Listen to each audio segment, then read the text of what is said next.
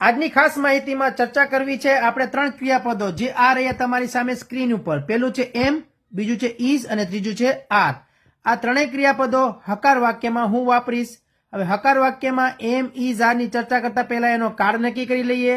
તો કાળ યાદ રાખજો, વર્તમાન કાળ. વર્તમાન કાળની અંદર તેઓને કહેવાય છે ટુ બી ના રૂપ. ટુ બી ના રૂપ અને ટુ બી નું ગુજરાતી થાય થવું અથવા હોવું. હવે ત્રણ ક્રિયાપદો કયા? એમ, ઇઝ અને આર નું ઉપર છેલ્લું ગુજરાતી યાદ રાખો. એમ એટલે છું, ઇઝ એટલે છે, આર એટલે છીએ અથવા છો. તો ટૂંકમાં છું, છે, છીએ અને છો જનરલ ગુજરાતીમાં જઈએ અને સીધી સમજ માટે લઈ લઈએ વર્તમાન કાળ સાથે ક્રિયા વગરના વાક્યમાં માહિતી આપવા માટે. તો હકાર વાક્યમાં પહેલા સ્થાન ઉપર જોઈએ કર્તા, બીજા સ્થાન ઉપર ક્રિયાપદ અને ત્રીજા સ્થાન ઉપર કર્મ. કર્તા તમને હું ફિક્સ કરી દઈશ હમણાં જ. ક્રિયાપદો આ રહ્યા આપણા 3, અમર, અકબર અને એન્થની. કર્મ